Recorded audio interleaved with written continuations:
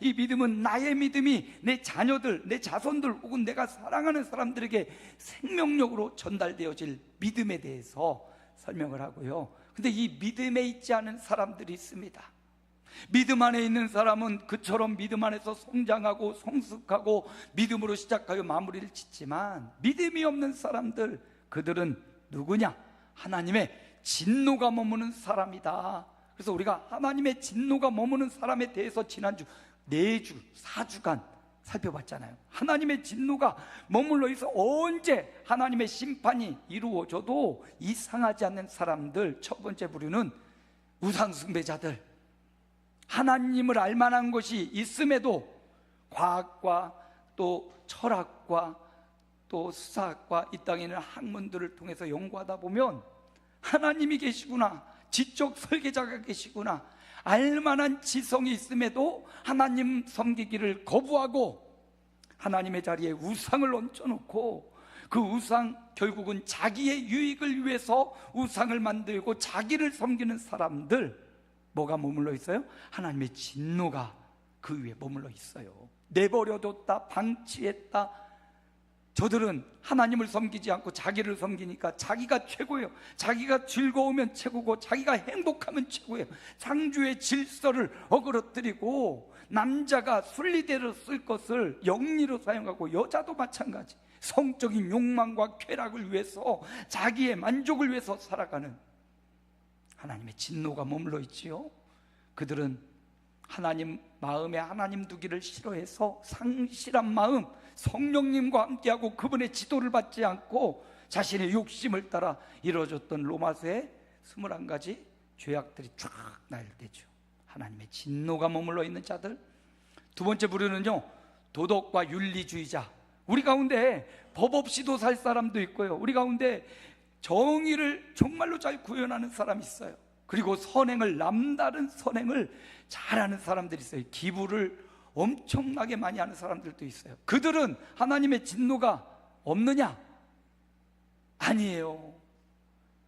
우리보다 도덕적으로, 윤리적으로 수준이 높을지라도 그들은 우리에 비교해서 상대적으로 어떤 사람보다 조금 나은 거지, 하나님의 의와 하나님의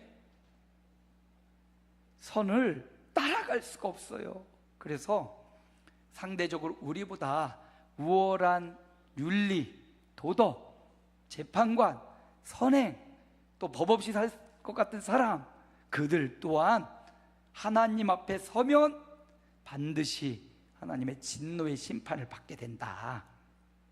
그렇다고 우리가 선행을 포기하고 정의를 포기하고 법을 포기하자는 건 아니에요. 하나님 앞에 볼 때 그 모든 인간들이 하나님의 진노, 죄 아래에 있는 하나님의 심판을 받을 수밖에 없다는 거죠. 세 번째 부류는 유대인이에요. 종교인과도 같은데 유대인은 선민의식을 갖고 있습니다. 하나님이 우리를 선택하셨다. 그래서 우리에게만 율법도 주셨다. 우리는 여전히 그 율법에 따라 할례를 행하고 있다. 그러니까 우리는 하나님의 진노와 상관이 없다. 선민의식은 그런 게 아닌데요, 하나님이 유대인들이 뛰어나고 우월해서 택해 주신 게 결코 아니에요. 하나님이 그들에게 특혜를 베푸신 거예요. 위대하고 뛰어나서가 아니라 그 많은 사람들 가운데 그들을 택하셨어요. 그래서 그들이 집중해야 되는 게, 여기에 집중하지 말고 우리를 선택하신 하나님, 죄인된 우리 무리를 선택하신 하나님께 집중해야 되는데, 유대인들은 하나님은 없고 우리만 남아있어서 우리 외에 이방인은 개나 돼지나 짐승이나 똑같다고 할 정도로 그런 잘못을 누가? 유대인들이 범하고 있고요. 율법을 가장 먼저 받았으면 율법을 가장 많이 지켜야 되는데 율법을 가르치면서도 율법을 지키지 않았기 때문에 그들은 심판 아래 있는 거고요. 또 유대인들은 특혜를 받았잖아요. 하나님의 선택을 받았잖아요. 이거는 특권이 아니라 하나님이 베푸신 특혜였다고요. 특혜를 받았는데 그걸 특권처럼 여긴다면 이건 하나님의 진노를 사는 거죠. 오늘 우리가 예배당에 나와 예배할 수 있는 것, 이거 특혜 특혜입니다. 하나님의 특혜예요. 건강 주시고 힘 주시고 능력 주셔서 지혜 주셔서 분별력 주셔서 오늘도 예배당에 나와 예배하는 것, 이거 하나님이 우리에게 베풀어 주신 특혜예요. 우리에게 건강을 주신 것도, 우리에게 믿음을 주신 것도, 우리에게 교회를 주신 것도, 이거 다 특혜예요. 목사를 위해서 예배 드려주는 것 아니지요? 저는 여러분들이 많이 와서 예배하면 힘이 되고 물론 능력이 되지만 궁극적으로 목사를 위해 예배 드려주는 것 아니에요. 저를 위해 헌금하는 것도 아니고요, 저를 위해 교회당 오는 것도 아니에요. 하나님을 예배하기 위해서 하나님이 주신 특혜를 감사함으로 받아, 특혜를 받은 자가 해야 될 두 가지가 있다면 무조건 감사해요. 언제나 감사, 범사에 감사고, 특혜를 뭐로 받아야 됩니까? 사명으로 받아야지 특권으로 받으면 안 돼요. 내게 주신 건강과 물질과 내게 주신 가족과 내게 주신 직장과 내게 주신 사업장, 이 모두가 뭐라고요? 사명으로 받아야 돼. 그렇게 유대인들의 이야기를, 하나님의 심판을 면할 수 없는 유대인들을 보았고, 지난 시간, 지난주일 계속 반복하고 있습니다. 지난주일 우리는 어떠한가? 우린 남 얘기하기 좋아해요. 이방인들, 그냥 극단적인 범죄자들, 어디에 총기 사건이 일어났대. 지난주도 미국에 또 총기 사건이 일어났죠. 아무튼 막 남 얘기하기 좋아하고, 그런데 성경은요, 바울은 로마서에서 남 얘기 다 하는 것 같다가 우리는 어떠한가? 여기서 우리는 바울이고요, 여기서 우리는 로마 교회 성도들이고요, 여기서 우리는 로마서 말씀을 읽고 있는, 지금 현재까지 읽고 있는 우리, 나의 이야기예요. 나는 어떤가? 이방인, 수준이 높거나 낮은 사람, 유대인, 거기까지는 하나님의 심판이 면할 수 없는 자들입니다. 우리는 어떠한가? 나는 신앙생활 50년, 40년, 30년 난 신앙생활을 했어. 어떤 교회는 창립 100주년, 창립 200주년 기념예배를 드리는 곳도 있죠. 우리는 어떠한가? 신앙의 연수가 성숙의 연수처럼, 믿음의 견고함처럼 비례를 해야 되는데 안 그러는 경우도 있어요. 물론 교회를 오랫동안 다니면 들어서 얻는 지식은 많아질 수 있고 교회가 어떤 곳인지 알 수는 있어요. 그러나 믿음은요, 지식을 뛰어넘거든요. 성경을 66권을 딸딸딸 외우고 있는 김모 씨도 그렇게 성경을 잘한다면서 왜 이렇게 법사들을 찾아다니고 왜 이렇게 점쟁이들을 찾아다니는지 모르겠어요. 성경을 딸딸딸 암송한다고 믿음이 큰 건 아니라고요. 그러면서 성경을 많이 봐야겠죠. 암송하고 묵상해야겠죠. 우리는 어떠한가? 우리 중에 의를 행하는 사람이 있는가? 완전한 의인이 없고, 우리 중에 선을 행하는 사람이 있는가? 우리 중에 없구나. 우리 중에 율법을 잘 지키는 자가 있는가? 그것도 아니네. 그러면 우리는 어떠한가? 우리도 하나님의 진노 아래 있다. 이거를 지금 여러 말씀을 통해서 바울이 말하고 있어요. 마치 바울이 검사가 된 것 같아요. 검사는 뭐 하는 역할을 합니까? 죄를 드러내고 죄를 명백하게 죄인이라고 선고하는 게 검사가 하는 일이에요. 변호사는 이 사람은 죄가 없습니다, 이 사람은 죄가 있어도 정말 일부분입니다, 변호사는 죄를 없다고 말하는 사람이고, 검사는 이 사람은 명백히 증거가 있습니다, 이 사람은 죄인입니다, 검사인데, 오늘 말씀의 로마서에서 바울은 초반부에 검사 역할을 해요. 그래서 이 세상에 있는 이방인이든지 유대인이든지 차원이 높거나 차원이 낮거나 건강하거나 연약하거나 돈이 많거나 돈이 적거나 남자거나 여자거나 모든 사람이 뭐다? 하나님의 진노 아래 있는 사람들이다, 이렇게 말하고 있는 거예요.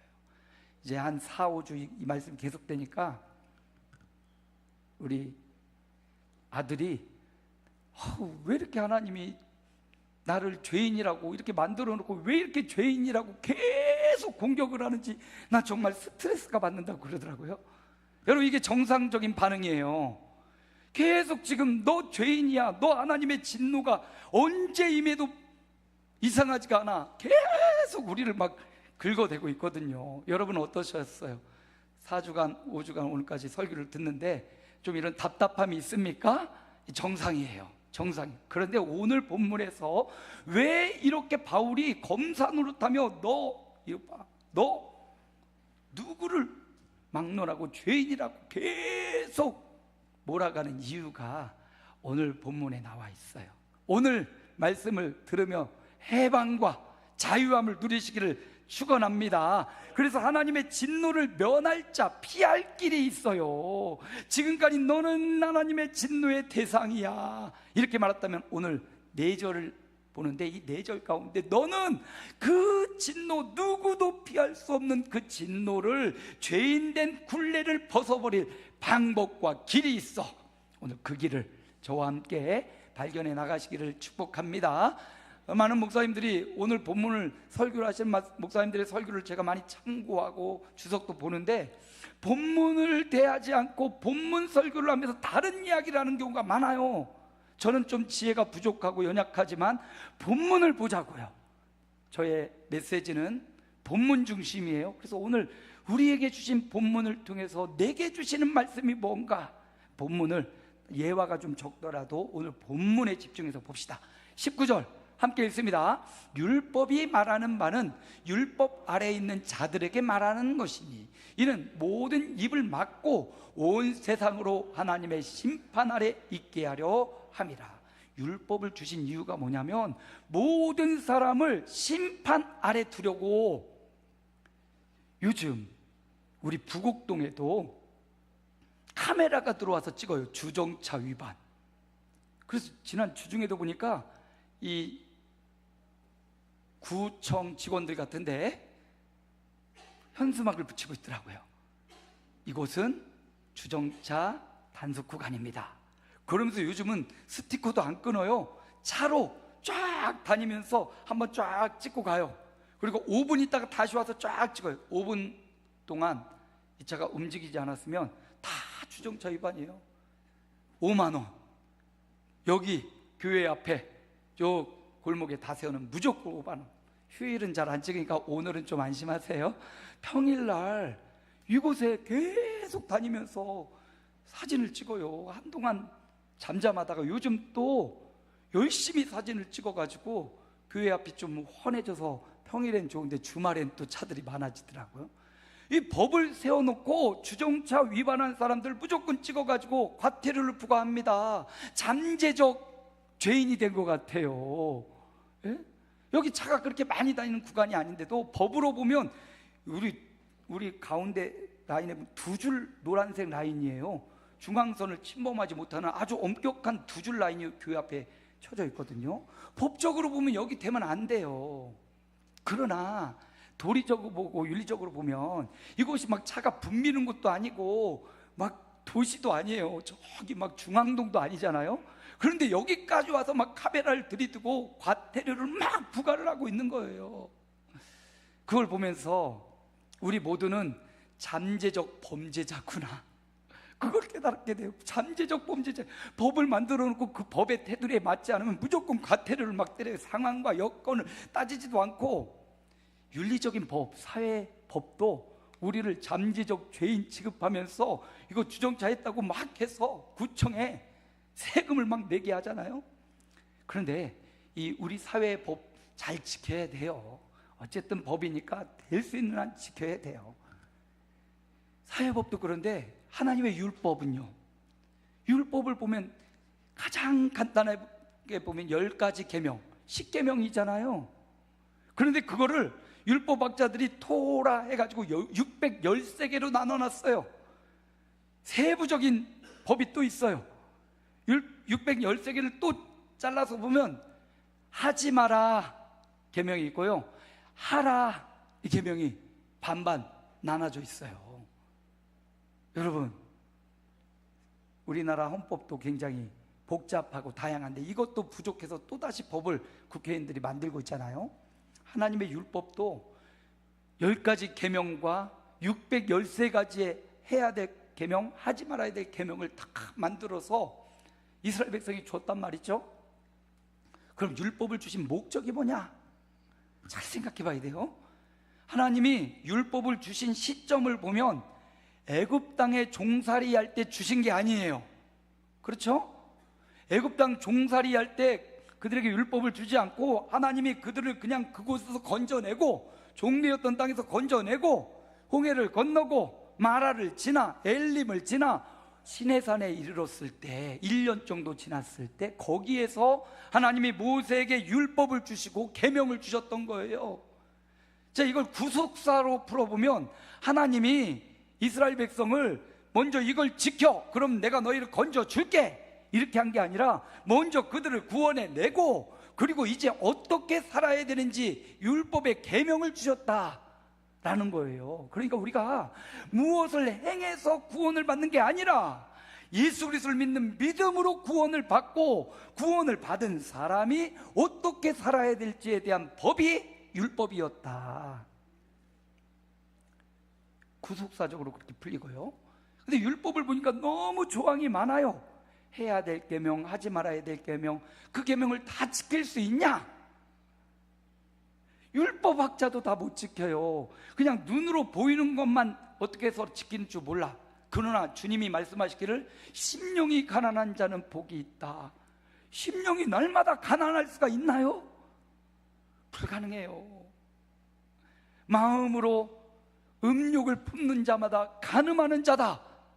아이, 마음속으로 멋진 남자가 멋진 여자를 보면서 이렇게 다 하잖아요.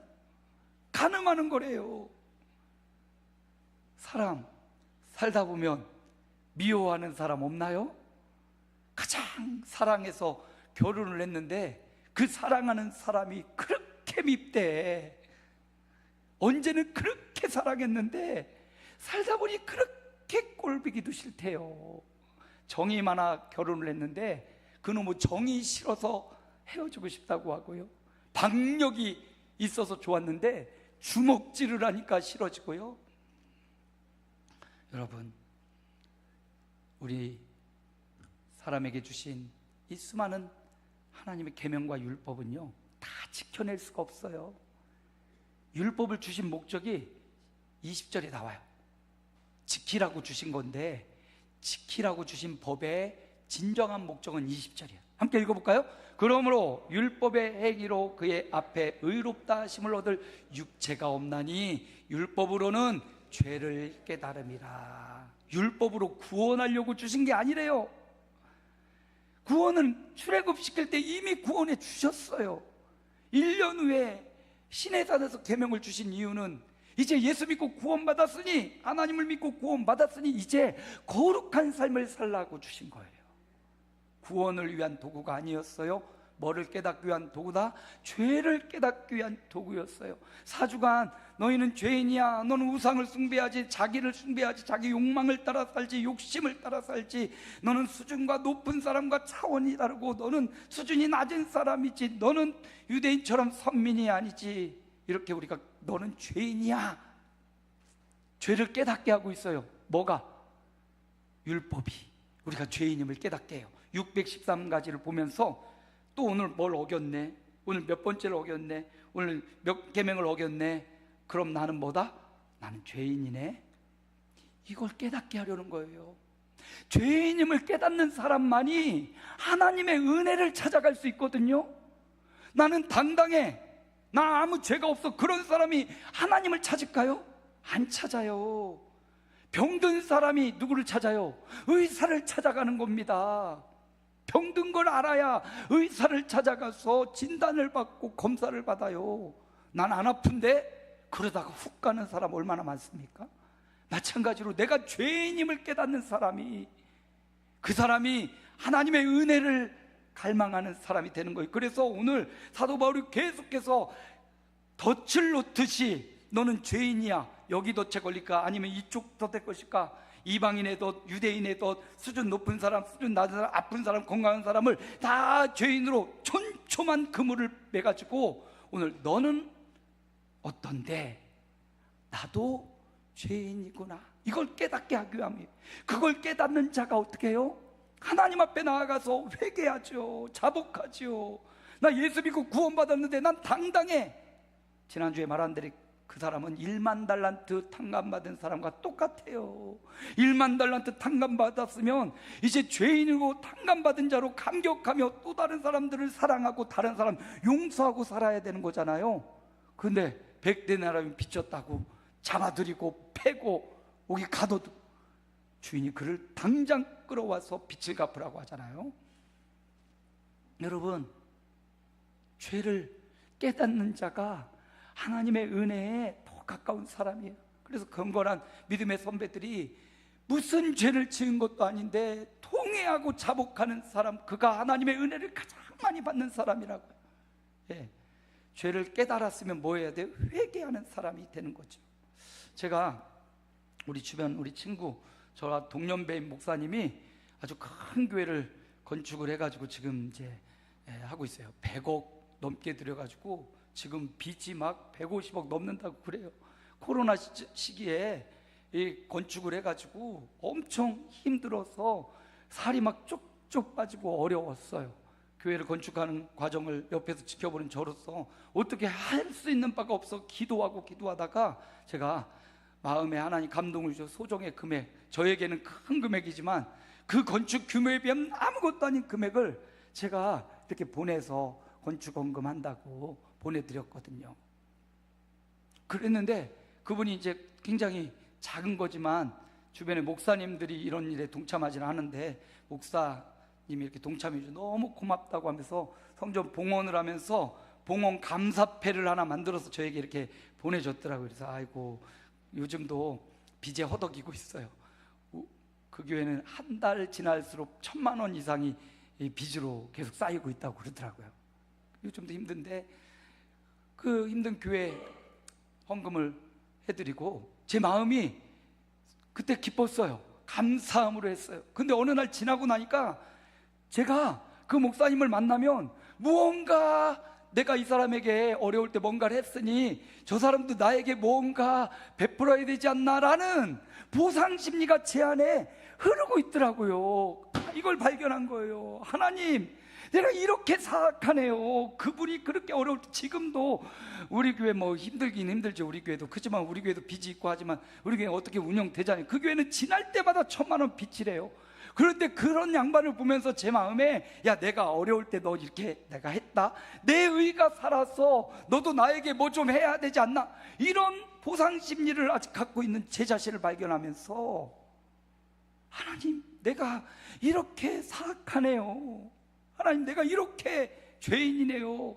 이게 죄를 깨닫고 하나님 앞에 나아가니까 회개하게 되고 나 자신을 돌아보게 되고 그 죄를 가지고 하나님 앞에 가니까 하나님의 은혜가 얼마나 귀한 것인지를 또 깨닫게 되고요. 예수 피로 나 용서받았어. 만민중앙교회나 예수 중심교회, 나 예수님으로 다 해결됐어, 나 아무렇지도 않아, 그렇게 살 수도 있지만 성경은 그렇게 말하지 않거든요. 죄를 깨닫는 자가요, 경건한 사람이에요. 작은 일에도 상처를 입고 작은 일에도 그 죄로 말미암아 통회하는 사람이 경건한 사람이라는 거예요. 하나님 그래서 로마서를 통해서 다 걸려들으라고, 모든 사람 걸려들으라고, 너희는 죄인이야, 너희는 죄인이야, 너희는 죄인이야 이렇게 말하고 율법을 주시고 또 뭐 예배생활, 신앙생활에도 여러 가지 규칙과 교회에, 우리 교회 내규를 줘가지고 여러분들을 자꾸 죄인으로 몰아가는, 죄인으로 몰릴수록 우리는 하나님의 은혜를 찾을 수밖에 없고 하나님 앞에 나아가 회개할 수밖에 없고 하나님이 용서하신 그 용서의 은혜를 누릴 수 있는 겁니다. 한 주간 하나님의 진노를 피할 길은 뭐냐? 내가 죄인임을 스스로 발견해내는 거예요. 겉으로 행동으로 도둑질하고 사람을 죽이지 않더라도 내 마음에 흐르고 있는 이 죄성을, 아담이 범죄해서 아담 탓하지 말고요, 내 안에 이미 흐르고 있는 원죄가 있고 내 안에 욕구와 탐욕이, 죄악이 가득 차 있거든요. 그걸 발견해내면서 하나님, 내가 이토록 죄인입니다, 회개하고 자복하여 하나님의 진노를 피하는 저와 여러분 되시길 축복합니다. 두 번째 볼까요? 길어지는데 빨리 보겠습니다. 21절, 함께 읽습니다. 이제는 율법에 하나님의 한 의가 나타났으니, 한 의가 나타났다, 여기 나타났다라는 원어를 살펴보면 계시, 요한계시록의 계시와 똑같은 말이에요. 하나님의 의를 계시해 줬다. 이 계시가 우리는 굉장히 어려운 것으로 알고 힘든 것으로 아는데, 계시의 원뜻은 밝히 보여주다. 누구나 볼 수 있도록, 누구나 이해할 수 있도록 밝히 보여주다. 이게 계시예요. 근데 그 계시를 어디에 보여줬냐? 21절 하반절 함께 읽습니다. 율법과 선지자들에게 증거를 받은 것이라. 여기 율법과 선지자로 계시해 놨다라는 거거든요. 율법과 선지자로 밝히 보여 계시했다. 율법과 선지자가 뭐냐? 그거는, 율법은 구약 성경의 토라, 창출 레민 신명기까지를 말하고요. 선지자들은 뭐냐? 선지자들의 글, 그 이후에 여호수아부터 말라기까지가 다 선지자의 글이에요. 그래서 율법과 선지자의 글은 뭐다? 성경이다. 성경이다. 하나님의 의를 밝게 보여놓은 곳이 있는데, 그것이 어디다? 성경이다. 그러니까 성경을 보면 뭘 발견한다? 하나님의 의를 발견한다. 하나님의 진노를 피할 길을 성경을 통해서 발견할 수 있다. 그러므로 뭘 봐라? 성경을 보란 말이에요. 하나님의 진노를 피할 길이 어디 나와 있다? 성경에 나와 있다.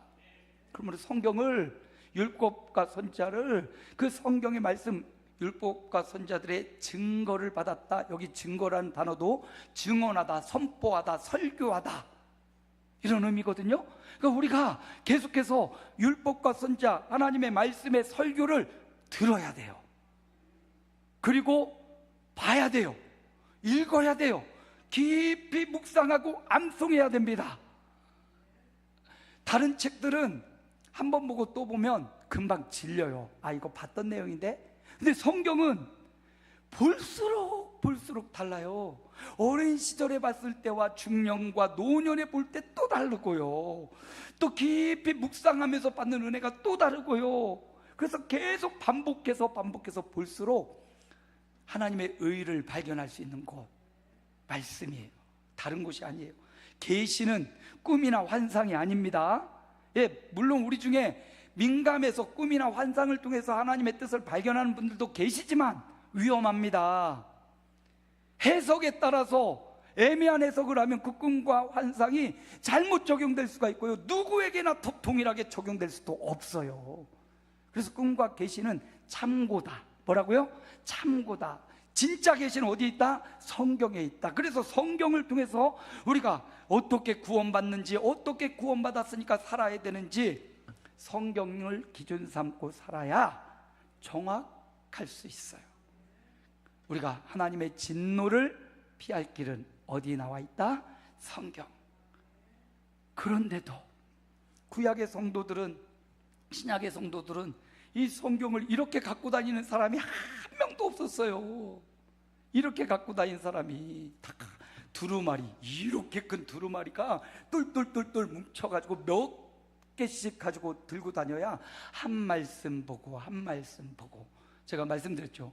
이스라엘 방문했을 때 희년이라서 거기 만 13세가 되는 아이들이 와서 거기서 막 성인식을 할 때 한 말씀씩을 받아요. 그럼 거기 토라, 율법의 말씀을 가져와서 그걸 두루루 돌려가지고 딱 찍으면 그게 내 평생의 말씀이에요.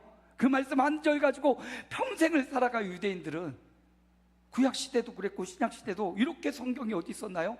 이렇게 성경이 만들어진 거는요, 예, 얼마 안 됐어요. 예, 20세기 들어서 이렇게 성경이 만들어졌거든요.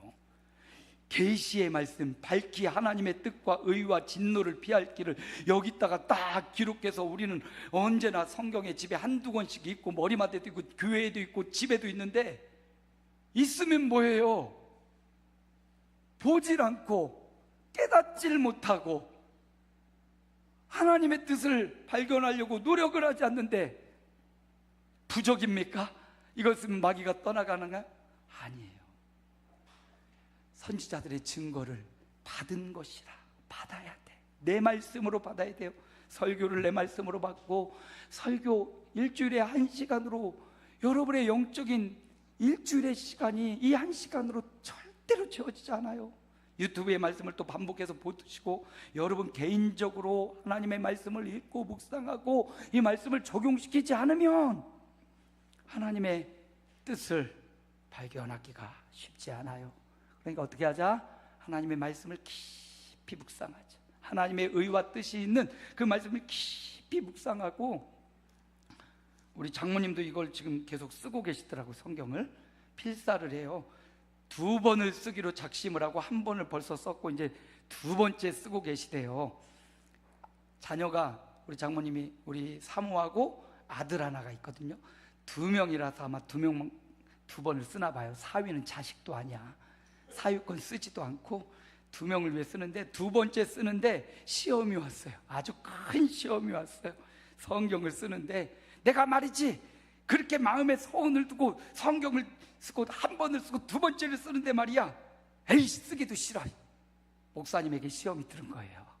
여러분, 꼭 목사님에게 시험이 들면 아주 큽니다. 이 상처도 크고요, 회복도 굉장히 어려워요. 그러니까 여러분, 가능하면 저와, 제가 좀 성격이 좀 있고 그럴지라도 저와 막 부딪히면 저도 상처가, 여러분도 상처가 커요. 회복이 좀 어렵고 힘들어요. 우리 장모님이 지금 목사님하고 그렇게 오랫동안 40년 지기 목사님, 친구 같은 목사님과 이렇게 나가지고 지금, 이거 설교가 방송되면 되나 모르겠다. 아무튼 그렇게 돼서 시험에 들어가지고, 여러분 성경을 썼다고 그게 무슨 부적입니까? 성경을 10번을 쓴 게 부적입니까? 그렇다고 효과가 나타납니까? 그 말씀을 내가 깨닫고 한 말씀이라도 내가 진리 가운데 거하고 시험을 이긴 말씀이 되어야 되는데, 말씀을 쓰다가 시험에 걸려 칵 넘어져요. 말씀은 한 말씀이라도 깊이 묵상하는 게 중요하고, 그 묵상의 범위를 점점 늘려가는 게 중요해요. 율법과 선지자들이 그래서 필요하고요, 목사님이 그래서 필요하고요, 증거를 받은 것이라. 이미 받아야 돼요. 마음에 받아들이고 그 말씀 묵상하여 하나님의 진노를 피하는 여러분 되시길 축복합니다. 마지막 3번째, 이게 가장 중요해요. 3번째, 진노를 피할 길 3장 22절 함께 읽습니다. 곧 예수 그리스도를 믿음으로 말미암아 모든 믿는 자에게 미치는 하나님의 의니, 이 하나님의 의는요, 마지막 하반절 보면 뭐가 없다? 차별이 없느니라. 하나님의 진노를 피할 길, 율법을 통해서 죄인됨을 깨달아 회개하고, 그리고 성경을 통해서 하나님의 진노를 피할 길을 계속 발견하게 보는데, 그 핵심이 뭔가 봤더니 예수 그리스도였더라. 예수님이 하나님의 아들로 이 땅에 오셔서 저와 여러분의 모든 죄를 대신하여 하나님이 제물돼서 죽어주셔서, 그 예수님을 믿는 믿음이 우리로 하여금 하나님의 진노를 면하게 하는 유일한 길이더라. 다른 길이 없어요. 내가 곧 길이요 진리요. 예수님 외에는 그 어떤 누구도 하나님을 만나는 길, 진노를 면할 길이 아니다. 그래서 바울이 로마서에서 바로 이거라고, 너를 내가 죄인이라고 계속 공격한 이유, 답답하게 한 이유, 예수님을 찾으라고, 하나님을 찾으라고, 그 하나님 앞에 나아가 용서함을 받을 수 있고 하나님의 진노를 피할 길을 예수님을 통해서 얻으라고 피 튀기듯 바울이 예수님을 전하고 있는 거예요. 늘 듣던, 교회에서 듣던 설교의 예수님이지만 개인적으로 인격적으로 예수님을 믿어야만, 받아들여야만 하나님의 진노를 피할 수 있어요. 부모님이 다녀서, 또는 누구의 권면을 통해서, 우리 교회 밥이 맛있어서 교회 다닌다고 하나님의 진노를 피할 수 있는 것 아닙니다. 개인적으로, 나 개인적으로 한 사람 한 사람이 예수님을, 우리를 위해 이 땅에 오신 하나님의 아들, 부활과 십자가를 통해서 우리의 구원을 완벽히 이루신 예수님을 믿는 믿음, 오늘 새벽에 민수기 22장을 보는데 거기에 이스라엘 백성들이 광야 40년을 거의 끝내고 이제 예루살렘 들어가기 직전이에요. 그런데 앞에 길을 딱 막고는 에돔 족속이 길을 안 내주겠다고 하니까 백성들이 길을 삥 둘러서 가야 되거든요. 길을 삥 둘러서 간다고 이스라엘 백성들이 속에 그냥 뿔따구가 나고 모세를 원망하고 불평하면 막 욕을 하는 거예요. 그러자 하나님이 진노해서 뱀을 보내, 독뱀들을 보내가지고 뱀에 물려갖고 사람들이 다 죽어가는 거예요. 아파서 여기저기 신음소리. 여러분 뱀 어땠습니까? 뱀 물려보셨나요? 물려본 분이 없네. 우리 아버지가 뱀장수였잖아요. 우리 아버지가 사철원 건강원을 아주 이런 시기에 해갖고 쫄딱 망했거든요. 갖가지 뱀들을 다 봤어요. 코브라도 보고 독사도 보고 꽃뱀도 보고 화사도 보고. 똑같은 말인가? 물뱀도 있고 수많은 뱀들이 있는데 저도 물려보지는 않았어요. 근데 우리 친구 중 하나가 뱀 잡으러 갔다가 꽃뱀에 물린 거. 꽃뱀에. 근데 이가 그냥 보통 이가 아니라 뱀이 는 뭐 이렇게 갈고리처럼 돼서 딱 물었는데 막 쳐내도 이게 안 떨어져. 막 쳐냈는데 꽃뱀에 물렸는데도. 여러분, 하나님의 진노를 피할 수 있는 유일한 길, 예수 그리스도. 예수님의 십자가 외에는 없어요. 이스라엘 사람들이 그 뱀에 물려서 다 아파서 독뱀에 물려, 또 꽃뱀도 아니고 죽어가던 그들이, 하나님이, 모세가 막 간절히 기도하니까 하나님, 백성들이 죽어, 이제 가나안 땅이 눈앞인데 여기서 이 사람들 다 망하게 죽이시렵니까? 하나님이 모세에게 구리로 뱀을 하나 만들어서 장대에 높이 틀어라. 그걸 쳐다보면 살리라. 뭘 지키고 행하고 행동이 구원을 주는 게 아니라 높이 들린 장대의 뱀을 쳐다보면 살리라. 믿음은 그거예요. 예수 그리스도를 나의 구주, 내 모든 죄를 사하실 분으로 내가 인격적 대인주로 믿으면 구원을 받으리라. 믿으면 구원을 받아요. 이제 구원받았으니 어떻게 살아야 되는지가 또 성경에 나오는데요, 일단은 구원이 중요해. 하나님의 진노를 면하는 게 첫 번째예요. 그 다음에 성화를 위해 믿는 사람으로 어떻게 살아갈지가 또 성경에 많이 나오고요.